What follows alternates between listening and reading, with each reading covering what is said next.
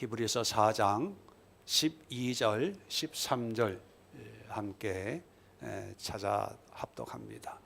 히브리서 4장 12절, 13절 신약성경 357면에 있습니다.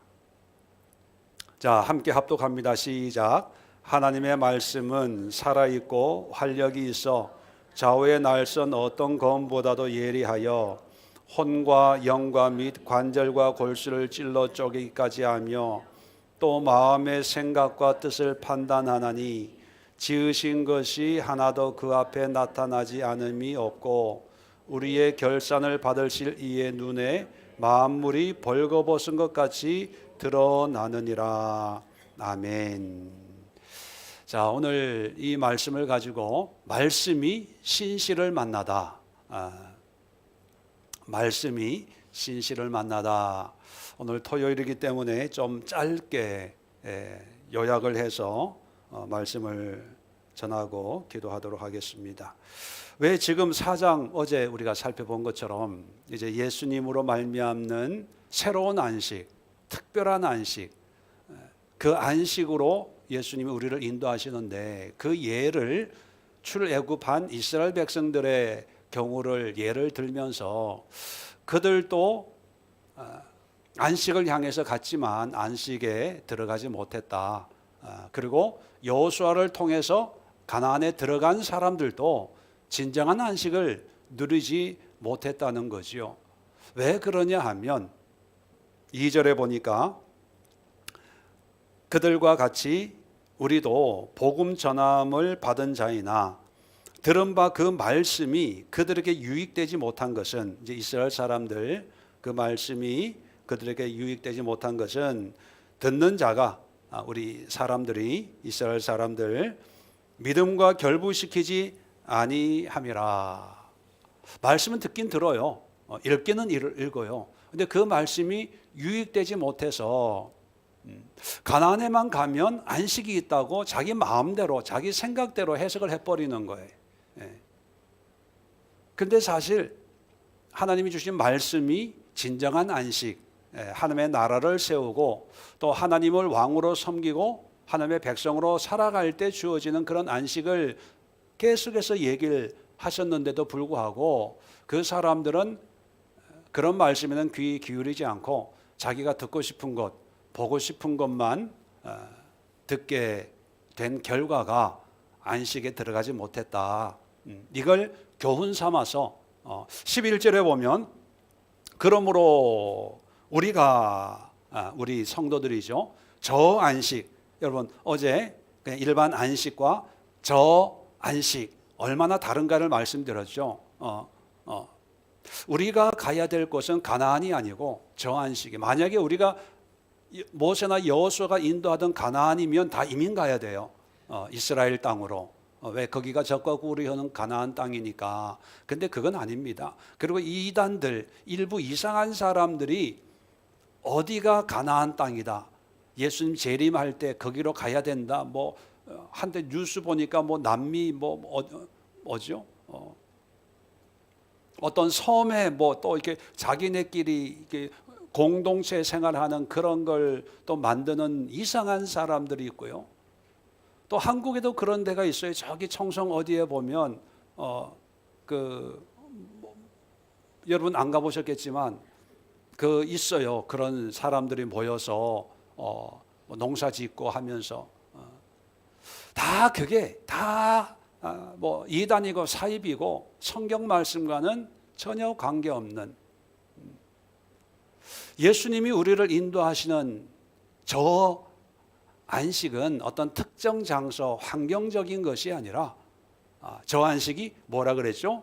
창조에 하나님을 찬양하고 하나님의 역사를 찬양하고 하나님께 영광 돌리면서 하나님이 제7일의 안식, 저 안식, 그 안식, 내 안식, 이런 표현으로 말씀하고 있는 창조의 안식.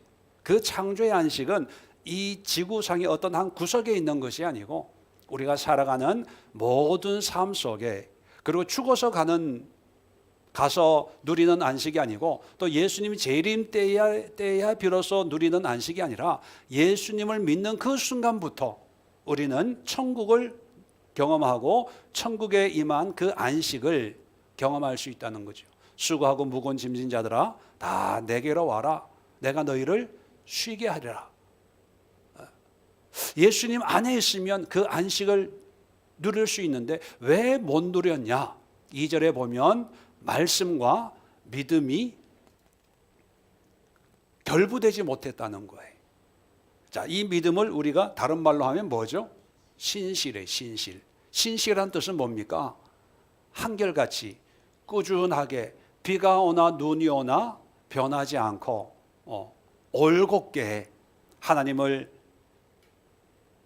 앞에 신실하고 또 하나님께 신실한 그런 신실한 믿음과 하나님이 약속하신 그 말씀이 결부가 안 돼서 그런 일을 당했다는 거죠. 그렇다면 우리는 11절에 우리는 이 사람들의 안식이 아니라 저 안식에 들어가는데 자, 원리는 같을까요? 다를까요?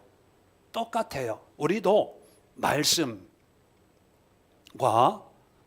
우리의 믿음이 결부가 돼야 저 안식, 창조의 안식, 제7일의 안식에 들어갈 수 있다는 거죠. 자, 그래서 오늘 12절, 13절 보면 하나님의 말씀은 문맥의 흐름을 이해하지 못하고 성경을 읽으면요, 왜 뜬금없이 하나님의 말씀에 대해서 툭 튀어나올까 이렇게 생각을 할 수 있습니다. 자, 그래서 12절, 13절의 내용은 아마 여러분들이 뭐 설교도 듣고 개인적으로 성경 공부하면서 다 아시는 의미고 뜻일 겁니다. 그래서 제가 뜻을 다시 설명하는 게 아니고요, 왜 12절, 13절이 문맥 속에서 어떤 의미를 주고 있냐, 그걸 이제 설명을 하고 기도하려고 합니다. 자, 그래서 안식에 들어가지 못한 이유가 바로 그 말씀과 믿음이 결부되지 못했기 때문이라는 거죠.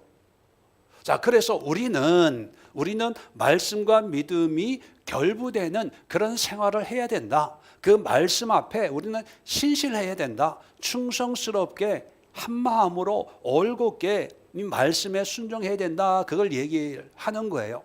자, 여기까지 이해가 되시겠죠? 자, 그러면서 이제 12절, 13절에는 이 말씀에 대해서 설명을 한 이 말씀. 똑같은 하나님의 말씀이죠. 이 말씀을 설명하면서 이 말씀의 네 가지 어떤 특징, 말씀이 가지고 있는 기능을 네 가지로, 다섯 가지로 설명을 하는데 잘 알 거예요. 첫 번째는 말씀은 살아있고 활력이 있고, 활력이 있다는 에너지, 활동력이 있다는 거죠. 그 다음에 검보다도 예리하다. 그 다음에 판단한다는 거예요. 그리고 다섯 번째 13절에 보면 지으신 것이 다 그 앞에 다 드러난다. 말씀은 드러내요. 자, 이런 말씀에 어떤 하나님의 말씀은 이런 기능을 가지고 있다는 거죠. 자, 그러면 이 말씀 앞에 우리가 믿음으로 신실해진다는 의미는 뭘까 하는 거예요. 안식에 들어가기 위해서 우리가 말씀과 믿음이 결합이 돼야 되는데, 그러면 이 말씀, 그렇다고 매일 성경만 읽으면 됩니까? 성경 공부만 열심히 하면 돼요? 뭐 암송하면 저절로 안식에 들어갑니까? 그런 의미가 아니고 히브리서 저자가 초대교회에 있는 성도들에게 이 말씀, 하나님의 말씀, 이제 예수님이 하신 말씀을 믿고 이제 교회에 등록을 했겠죠. 이 히브리서를 읽고 있는 성도들이. 자, 그런데 지금 여러 가지 문제 때문에 이제 믿음이 쭉 식어져 버린 거죠. 자, 그렇다면 그들에게 하나님의 말씀의 내용을 설명하는 것보다 하나님의 말씀은 어떤 기능을 가지고 있냐, 어떤 역사를 하는 거냐라는 것을 설명하면서 이런 말씀에 너희가 반응해야 돼. 믿음은 반응이라 그랬죠. 또 믿음은 구원받은 자가 가져야 될 책임감, 그죠? 어떤 거기에 대한 책임을 이제 가져야 되는데, 자, 우리가 말씀을 그냥 활자로만 읽는 게 아니고, 물론 초대교회 때에는 성경책이 없었어요. 그냥 예수님의 말씀을 들었던 사람들이 이제 구전을 통해서 전달하는, 듣는 거죠. 자, 들은 말씀을 그냥 과거의 어떤 사건, 예수님이 이러셨대, 이런 말씀을 하셨대, 어떤 과거의 하나의 이야기로 듣지 말고 그 말씀이 곧 살아있다. 이 의미는 뭐냐면 예수님, 영이고 영원하신 예수님과 그 말씀이 동격으로 얘기하는 거예요. 영원하신 예수님, 살아있다는 의미잖아요.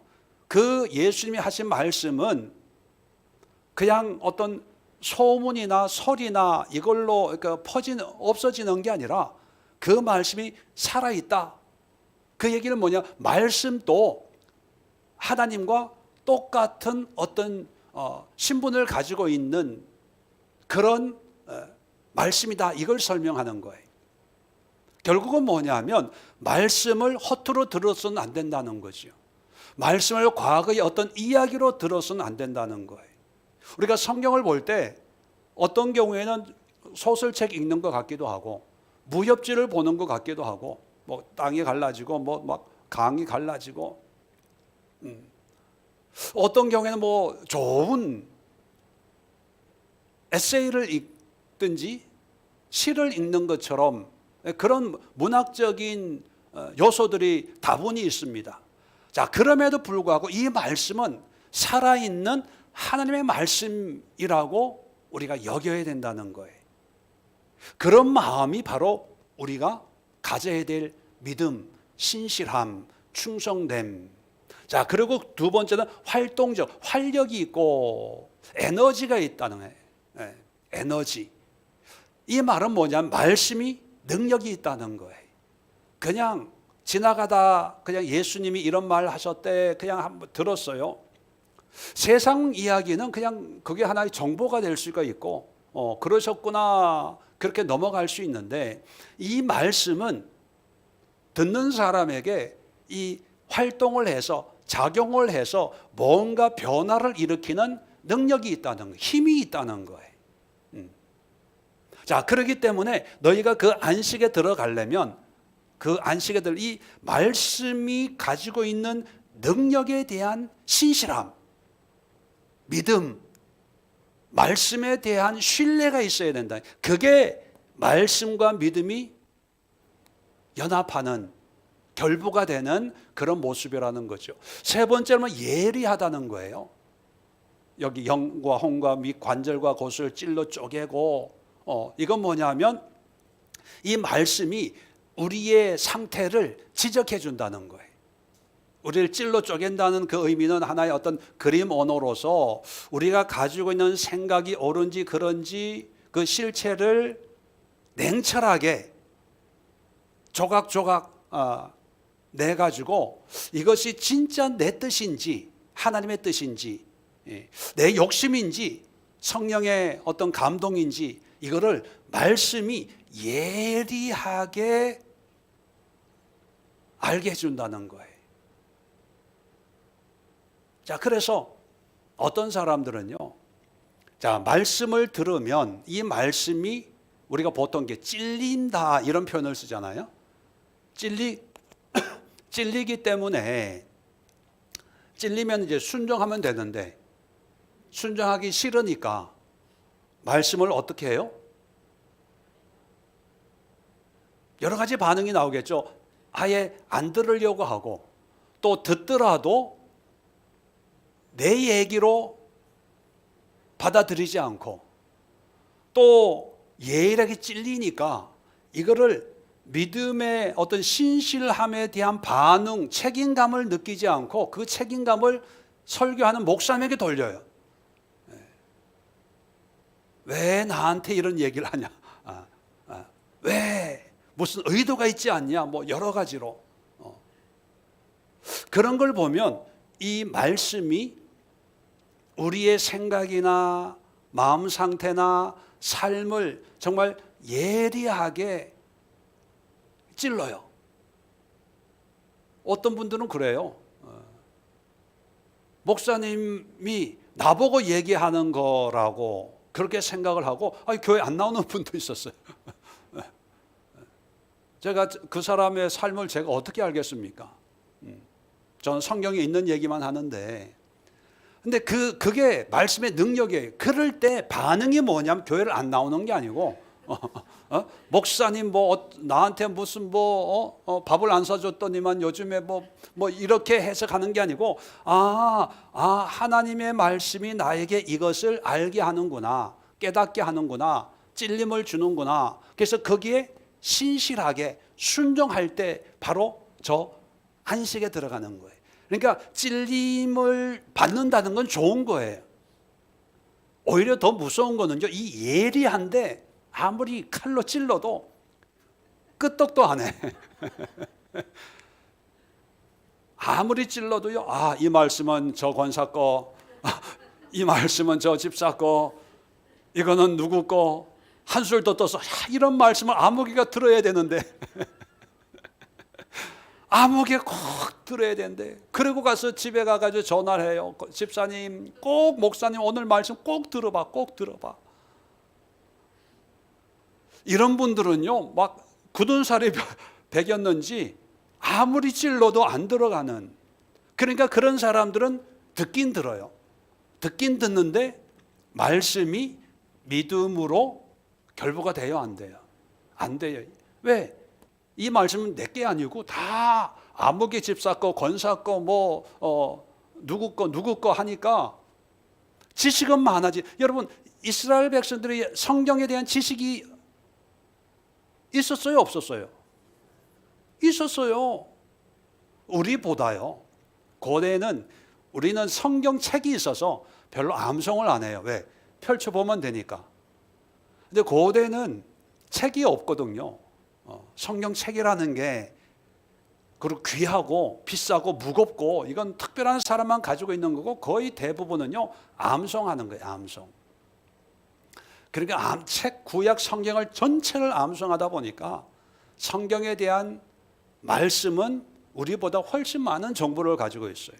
그런데도 불구하고 믿음과 그 말씀의 신실함과 결부가 안 돼서 안식에 들어가지 못했던 거죠. 그 다음에 이 말씀이 우리를 판단해요. 이게 내 욕심이구나. 이게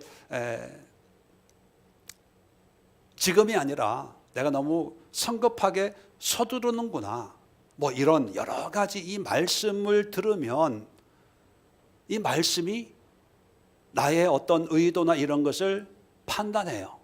그 판단에 순종해서 해야 될 건 하고 멈출 것은 멈추고 기다릴 것은 기다리고, 이런 우리의 반응이 나오는 그런 생활을 통해서 안식에 들어가는데, 안식에 들어가지 못한 사람들은 성경이 너 그거 죄야, 나쁜 생각이야, 너 교만이야, 너 회개해야 돼, 이런저런 하나님이 주시는 판단을 우리에게 어떤 여러 가지 방법을 통해서 깨닫게 하잖아요. 그런데 거의 대부분의 사람들은 이 판단에 따라서 우리가 순종해야 되는데, 이것은 옛날에 이스라엘 사람들의 이야기야. 성경은 윤리 도덕적으로 착하게 살면 되는 거야. 그리고 나는 의도는 선하니까, 그러면서 하나님의 판단, 성경적인 판단을 자꾸 왜곡시켜요. 자기식으로 바꿔버려요. 이거는 지금 하라는 게 아니고 나중에. 또 성경은, 말씀은 우리에게 너 그렇게 하면 안 돼, 그 너만의 신앙이야. 그래도 본인은 그걸 어떻게 받아들이냐 하면 이거는 영적으로, 시대가 다르고 성경 시대에만 이런 게 적용이 되고 오늘날은 또 다르고, 하여튼 성경 말씀이 주는 어떤 그런 교훈과 책망과 판단을 받아들이지 않고 이걸 어떻게 하든지 나한테서 떨어뜨리려고 하는 그런 교묘한 어떤 그런 생각들이 작동이 되다 보니까 결국은 안식을 경험하지 못하는 거예요. 안식을 경험하지 못하니까 뭐만 자랑하겠어요? 믿음을 자랑하겠어요? 말씀을 자랑하겠어요? 말씀만 자랑하는 거예요. 말씀만. 몇 장 몇 절에 뭐가 있고 이런 말씀 저런 말씀. 이 말씀이 참 은혜가 됐어. 참 고상하고 우아하게. 그런데 이 말씀이 이런 신실한 믿음과 결부되면 뭐를 자랑할까요?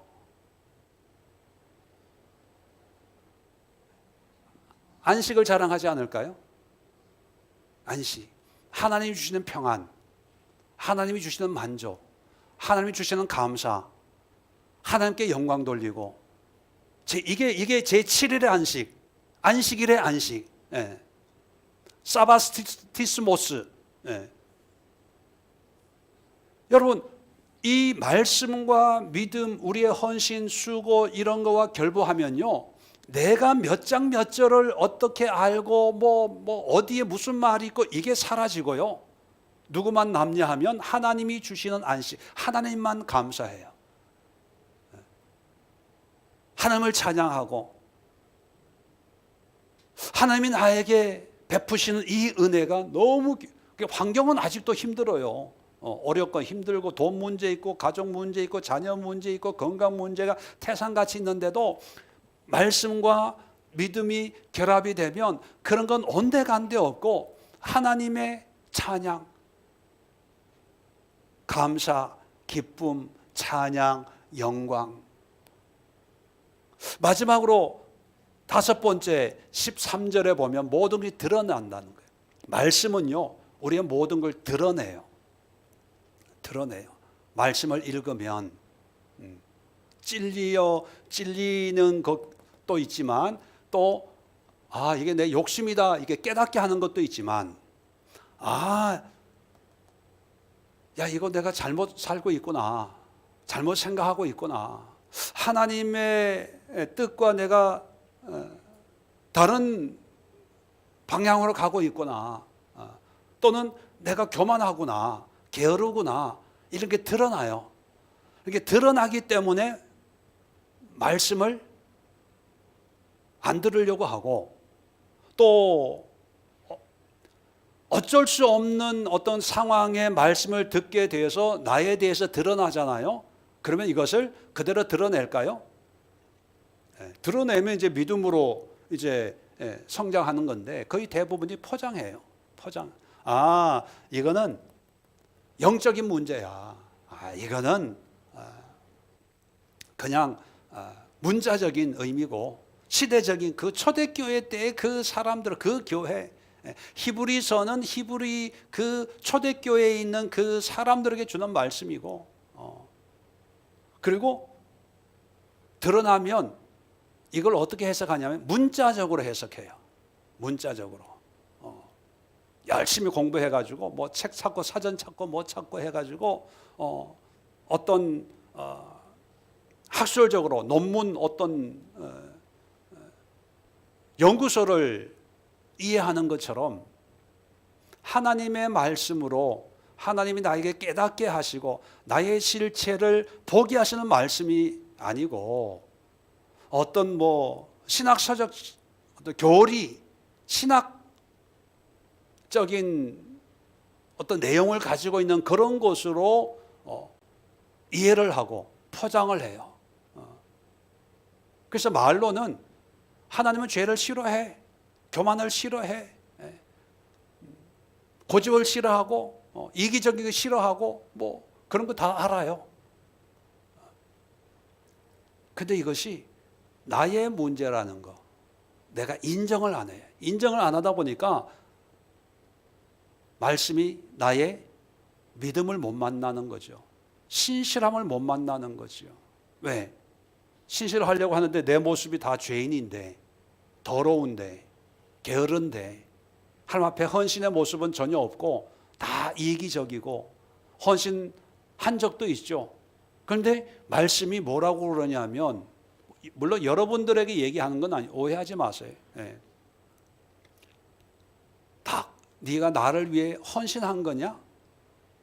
거래하는 거지. 하나님, 내가 이렇게 할 테니까 복 내려주세요. 뭐 하니까 해결해 주세요. 문제 있을 때 기도하니까 하나님 응답해 주세요. 그게 무슨 나한테 헌신한 거냐? 나랑 거래 트자고 하는 거지. 이게 다 드러나요. 그러면 드러나면 어떻게 해야 됩니까? 회개하고 용서해 주세요. 하나님, 말씀 앞에 내가 몰랐는데 이게 죄네요. 용서해 주세요. 어떡합니까? 그런 마음을 가지고 사는 게 믿음 아닙니까? 자, 그런 믿음을 가지고 있다면 그 나의 죄를 드러내는 그 말씀이 이런 믿음과 결합하면요, 결과가 뭐냐면 안식이에요. 안식. 하나님, 너무 보통 우리가 이제 은혜 받았다는 표현을 쓰잖아요. 뭐 성령 받았다, 하나님 만났다, 뭐 기타 등등 그런 표현이 바로 이런 한마디로 안식이에요. 예수님이 우리를 이런 우리 삶 속에서 가나안 땅이 아니라 이스라엘에 있는 저 팔레스타인 땅이 아니라 우리의 삶 속에 날마다 전쟁이 있고 싸움이 있고 다툼이 있는 그런 현실이지만 그 속에서 우리에게 이런 안식을, 창조의 안식을 주기 위해서 이 땅에 오신 거예요. 그러면 그런 안식을 우리가 누려야 되잖아요. 자, 그런데 이런 안식을 누리지 못하니까 쉼이 없어요. 평화가 없어요. 그러니까 자꾸 불평, 불만이 나오는 거예요. 먹을 게 있어야 되는데, 쓸 게 있어야 되는데, 누울 집이 있어야 되는데, 뭐가 있어야 되는데, 옷이 있어야 되는데, 그건 뭐냐면 안식이, 평강이 없기 때문이에요. 그럼 평강이 없는 것은 여러분, 돈이 없는 사람의 돈이 있으면 평강이 생길까요? 하루 이틀은 생길 수 있을 거예요. 우리가 알잖아요. 그런데 이런 평강을 위해서 말씀과 믿음, 우리의 신실함이 결합을 하면 어떤 환경 여건 속에서도 하느님이 주시는 안식을 누릴 수가 있는 거지요. 그러니까 여러분, 처음부터 예수님과 선지자를 비교하고 예수님과 천사를 비교하고 예수님과 모세를 비교하고 이제 5장부터는 뭐냐면 대제사장, 구약의 아론의 그 후손들로 세워지는 그 대제사장과 예수님을 비교하는 거예요. 근데 이런 비교의 목적이 뭐냐면 예수님이 훨씬 뛰어나다는 거예요. 엄청 좋다는 거예요. 그러니까 이런 예수님을 만나고 믿고 따르는데 왜 자꾸 옛날로 돌아가려고 그러냐? 왜 자꾸 현실에 타협하려고 그러냐? 왜 이렇게 현실에 불평, 불만을 그렇게 가지고 있냐? 답답하다. 이 예수님이 우리에게 어떤 상황 속에서도 기쁨과 감사와 평안과 안식과 소망과 희망과 뭐 기타 등등 이런 거를 우리에게 주시려고 오셨는데 왜 이걸 누리지 못하냐? 그 이유가 뭐냐 하면 하나님이 주신 말씀이 육신 되신 예수님 포함해서 이 말씀, 예수님과 우리의 믿음, 이 믿음은 믿습니다가 절대로 아니라는 걸 이제 이해하시겠죠? 우리 삶 속에, 우리 삶에서 이 예수님께 신실해지고 충성하고 진실된 마음으로 이 예수님과 함께하는 삶, 어떤 종교적인 행위가 아니라 함께 예수님과 걸어가는 그런 믿음의 삶을 살면 막말로 돈이 없어도 감옥에 가도 순교의 어떤 상황 속에 있다 하더라도 하나님의 저 안식의 축복을 누리기 때문에 찬양할 수 있다는 거예요. 여러분, 우리 다니엘서를 보면 풀무불 앞에 이제 다니엘 친구들이 섰잖아요. 여러분, 풀무불 앞에, 뭐 다니엘은 사자굴 앞에도 섰지만 풀무불 앞에든지 어떤 그런 고난의 상황 속에 있을 때 막 무섭고 두려웠을까요? 아니면 담담했을까요? 네, 무섭고 떨림이면 그건 고통이에요. 아무리 마음이 강한 사람도 죽음 앞에 그냥 담담해진다는 건 참 보통 사람 아니거든요. 누구나 죽음 앞에는 그리고 그 눈에 보이는 그런 현실 속에 믿음을 지킨다는 것은 쉽지가 않아요. 그런데도 다니엘과 다니엘 친구들은 그렇게 할 수 있었던 것은 그들의 어떤 특별한 기질, 성향, 습성 때문이 아니고 그 순간 그들은 하나님의 안식을 경험하기 때문에 두려움이 없는 거예요. 뭐 극단적인 비유지만 뭐 이렇게 뭐 주사 맞으면 왜 뭐 저는 그런 경험이 없지만 막 주사 맞으면 뭐 이렇게 뭐 막 기쁘고 뭐 이런 뭐 그런 약이 있다고 보면 현실 문제에는 막 슬프고 그렇지만 약물에 의해서 막 웃고 뭐 그런 것처럼, 그죠? 현실에는 두려움인데 그런데 기뻐요. 감사해요. 그래서 나로 말미암는 것이 아니고 저 안식, 하늘로부터 하나님의 약속된 그런 말씀의 은혜로 말미암아 하나님이 주시는 안식을 경험하니까 두렵지 않고 걱정이 안 되는 거예요. 이런 은혜를 예수님, 이건 뭐 마약이 아니에요. 마약이. 예수님 우리에게 마약 먹여서 그냥 세뇌시켜서 헷가닥 해가지고 뭐 속이려고 하는 게 아니라 이런 하나님의 안식을 경험한 사람들이 성경에 기록되어 있는 우리 믿음의 선배들이잖아요. 우리는 대단하다라고 생각하는 그런 사람들 인터뷰해보면 뭐라 그래요? 저는 한 게 없고 다 누가 한 거다? 하나님이 하신 겁니다. 그게 이 의미거든요. 하나님이 그냥 평강을 주셔서, 하나님이 그냥 살아계셔서 능력을 주셔서 나를 알게 하셔서 깨닫게 하셔서 보게 하셔서 그냥 내가 한 건 없어요. 자, 그러면 오늘 우리가 기도할 때 우리가 기도해야 될 기도의 제목은 뭘까요? 우리는 성경을 통해서 하나님의 말씀을 듣고 보고 배우잖아요. 자, 그렇다면 말씀을 통해서 내가 신실하게 하옵소서. 하나님의 말씀에 순종하게 하옵소서. 하나님의 뜻에 굴복하게 하옵소서. 하나님의 말씀에 깨닫게 하옵소서. 하나님의 말씀에 회개하게 하옵소서. 그 말씀이 판단하고 우리를 찌르고 우리를 드러내잖아요. 하나님의 말씀 앞에 내가 인정하게 하옵소서.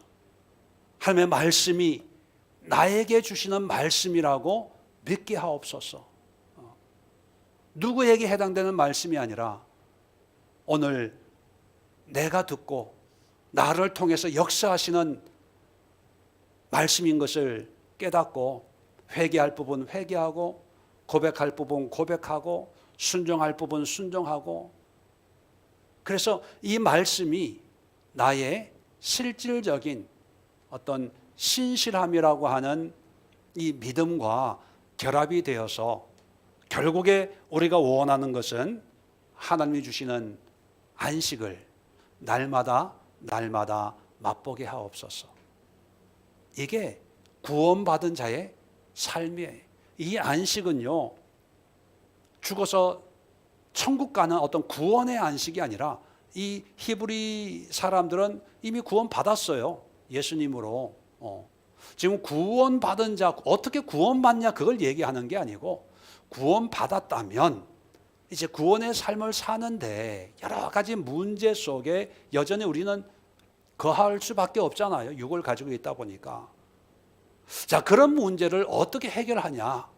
그걸 해결해 주기 위해서 하나님이 우리를 안식으로 인도하는데 이런 안식을 맛보면서 살아야 되지 않냐. 이스라엘 사람들은 40년을 오직 가나안이라고 하는 그 장소적인 안식을 바라보고 살다가 다 허망하게 실망했어요. 근데 우리는 그렇게 돼서는 안 되지 않냐. 우리 자리 정돈하시고 함께 기도하시면서 말씀이 살아 역사하고 또 그 말씀에 우리의 모든 수고와 헌신이 결부되어서 하나님의 안식을 날마다 맛보게 하옵소서. 주여 한번 힘차게 외치고 오늘 10시까지 한 20분 정도 함께 기도하도록 하겠습니다. 주여 한번 외치고 기도합니다. 주여